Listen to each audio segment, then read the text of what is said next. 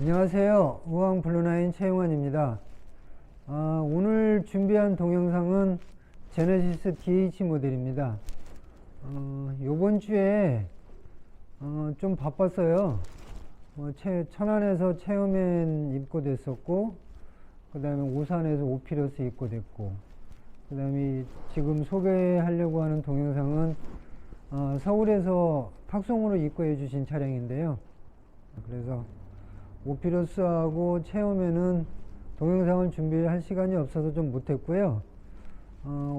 조금 전에 LPG 튜닝 검사 마치고 제네시스 DH 최종 출고 마무리 한 다음에 동영상을 준비하고 있습니다. 제네시스 DH 블루9 기체 인젝션 방식으로 LPG 개조를 했어요. 블루9 기체 인젝션 방식은 어떤 형태로 LPG 개조가 되는지 좀 더 자세히 살펴보겠습니다.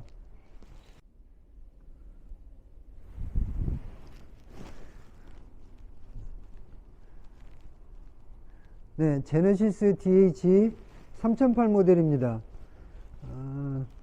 블루9은 기체 인젝션 방식으로 LPG 개조를 합니다.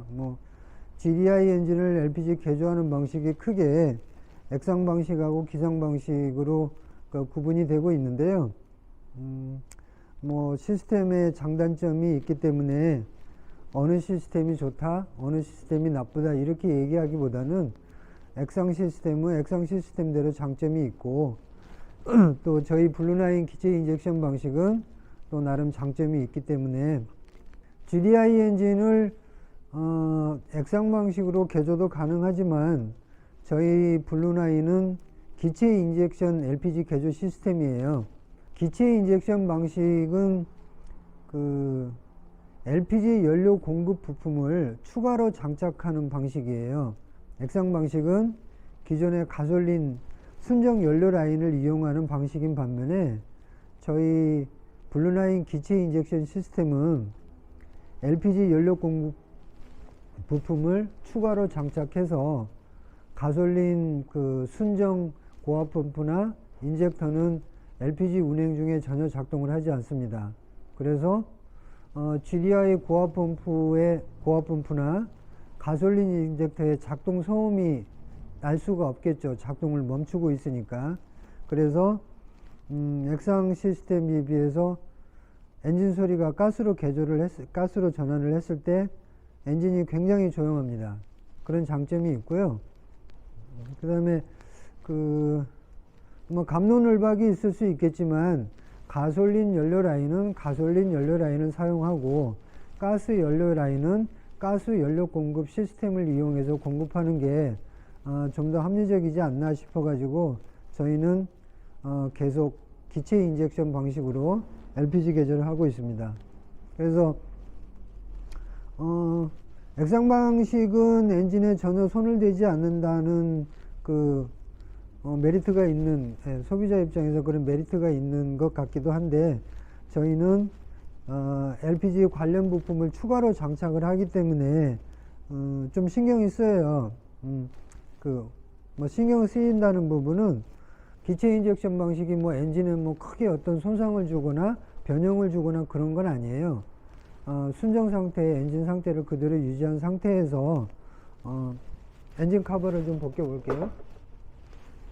좀 더 정확히 설명을 드리자면 순정 상태의 엔진은 저희도 그대로 두고 작업을 하는 거예요. 그리고 다만 추가되는 게 있다면 액상 방식은 이쪽이 지금 휘발유 연료 라인이거든요. 여기 휘발유 연료가 휘발유 탱크에서 올라와서 이쪽 안쪽에 고압 펌프가 있는데 고압 펌프에서 높은 압력으로 승합을 해서 가솔린 인젝터에 송출을 해주면 가솔린 인젝터를 통해서 엔진의 연료를 공급하는 방식이고 저희 기체 인젝션 방식은 여기 레귤레이터가 있는데요.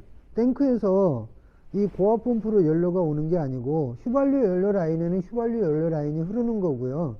휘발유 연료 라인 외에 별도의 연료 라인을 구성을 해서 탱크에서 배관을 통해서 이쪽 레귤레이터까지 가스가 오는 거예요.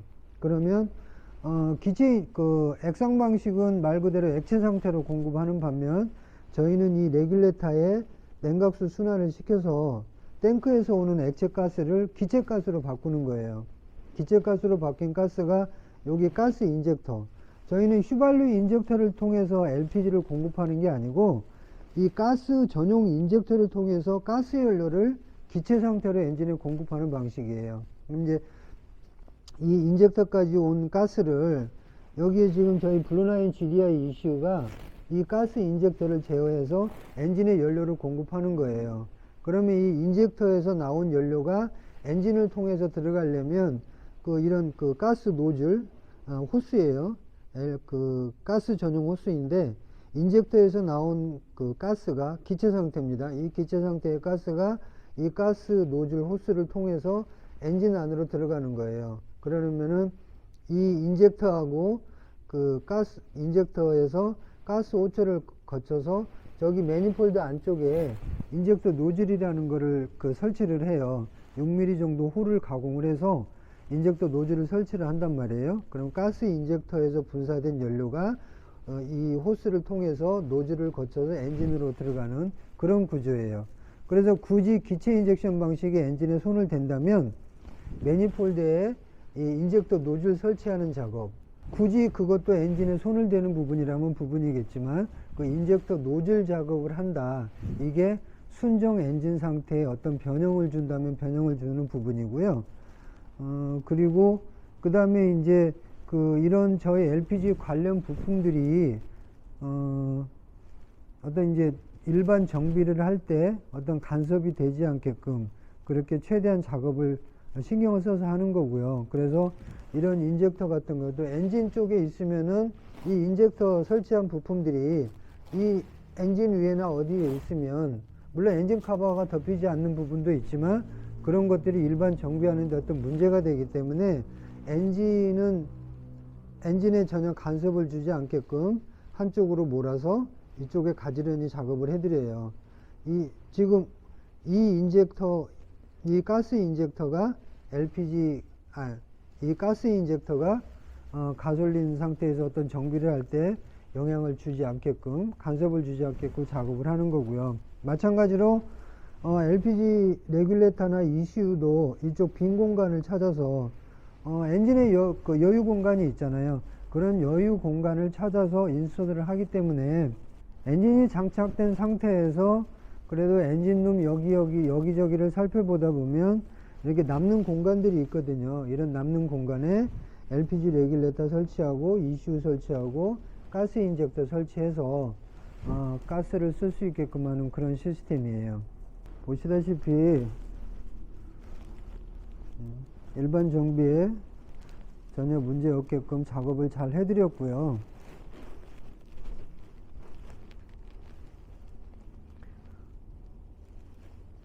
다음은 LPG 스위치하고 충전구하고 탱크 쪽을 좀 살펴드릴게요. 저희 블루9 스위치는 두 종류가 있어요. 디지털 스위치가 있고 매립형 아날로그 스위치가 있는데요. 이 차주분은 디지털 스위치를 A필러 이쪽 안쪽에 좀 설치를 해달라고 요청을 하셔가지고 이쪽에 설치를 해드렸어요. 스위치 작동 방법은 똑같습니다. 시동을 걸면 매립형 스위치와 마찬가지로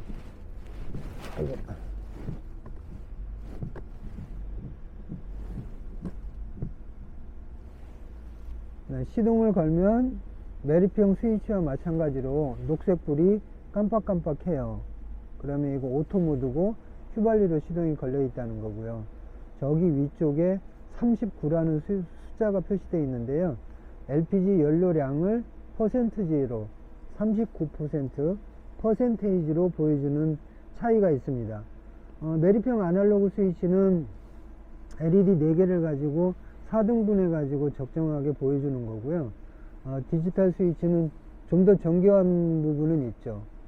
프로테지 단위로 0%에서 80%까지 1% 단위로 표시를 해주기 때문에 굉장히 정교하죠.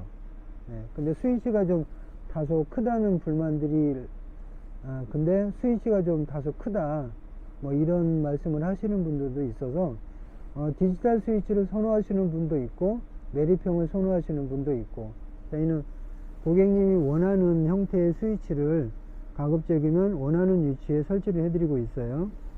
이 차는 13만 209km 주행한 차량인데요. 차량 입고 전에 운전자분이 저희하고 문자로 굉장히 길게 상담을 하셨어요. 그래서 입고 전에 플러그 코일 교환하시고 흡기 카본 청소까지 다 하시고 들어온 차량이에요. 네, 그래서 지금 시동이 휘발유로 걸려 있고요. 엔진 웜업 되고 악셀에다 밟아주면 가스로 전환이 되거든요.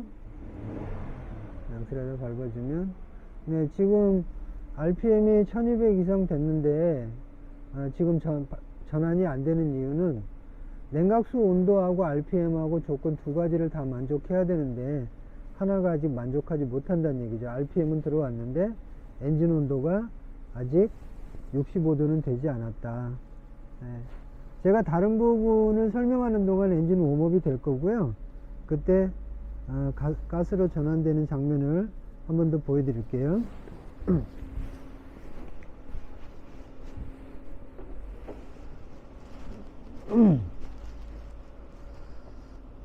충전구는 이렇게 마감이 됐어요. 그 탁송 입고해 주시고 운전자분한테 연락이 왔었는데 가스 충전구가 가솔린 주유구에 간섭이 없었으면 좋겠다, 뭐 이런 말씀을 주셔서 특별하게 그런 말씀만 안 하셔도 거의 현대기아차 대부분 차들은 휘발유 캡을 열지 않아도 충전이 가능하게끔 작업을 해드려요. 근데 이제 굳이 그 충전소에 가면 충전을 좀 능숙하게 하시는 분들은 바로 충전을 하시는 분도 계시고, 어떤 분은 이렇게 캡을 열고 충전하시는 분도 있어요. 그거 이제 충전원이 좀 더 충전을 원활하게 하기 위한 작업인 거고요. 셀프 충전소가 없기 때문에 주유구 캡을 열든 열지 않든 충전에 문제가 없으면 크게 문제가 없다고 판단이 되는데요. 일단 주유구 열고 닫지 않게끔 작업이 가능하니까 그렇게 작업을 해드렸고요. 제가 좀 보여드릴게요. 요게 지금 보시는 게 LPG 충전소에 있는 충전구인데요. 지금 휘발유 주유구 캡 닫혀 있고, 제가 충전을 한번 해보겠습니다.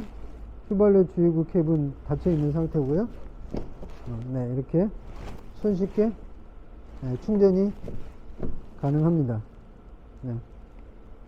이렇게 작업을 해드렸고요.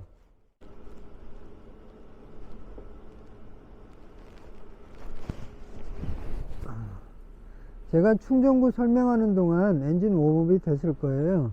지금 온도 게이지 보면 65도는 충분히 됐을 것 같고요. 아직도 녹색 램프는 깜빡이고 있어요. 지금 오토 모드로 휘발유로 시동이 걸려 있고요. 악셀레터를 밟아서, 네, 그러면 오른쪽에 있던 빨간 불은 없어지고 왼쪽에 녹색 불이 깜빡깜빡 하던 게 탁 켜집니다. 이게 지금 가스로 넘어갔다는 뜻이고요.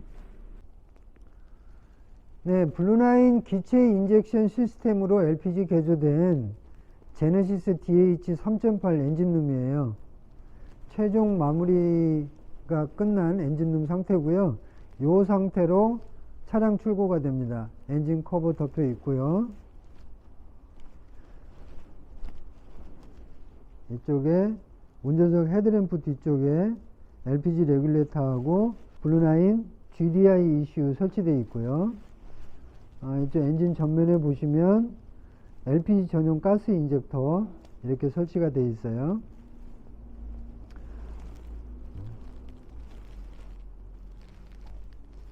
전면에서 봤을 때 이렇게 마무리가 되고요.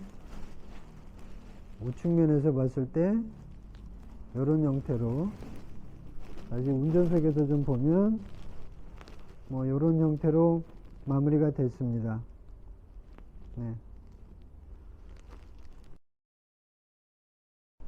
네, 어떻게 동영상 잘 보셨습니까? 내가 그 연간 2만 킬로 이상 주행을 하고 있다. 그러면 그 LPG 개조를 할 만하거든요. 이를테면 월 평균 유류비가 100만 원 정도 들어가는 차량이 있다고 쳤을 때 그 차를 LPG로 개조를 하면 지금 현재 가솔린하고 LPG 유류 가격 따져봤을 때 40%가 조금 안 될 건데요. 어바웃으로 40% 정도는 유류비가 절약이 돼요. 그래서 뭐 LPG 개조를 하면 월 100만 원 들어가던 유류비가 월 60만 원, 40만 원씩 세이브가 될 거고요. 3만 5천에서 4만 킬로 정도 주행을 하시면 LPG 개조비가 환수가 됩니다. 그 이후로는 매달 40만 원씩 세이브가 되는 거겠죠. 감사합니다.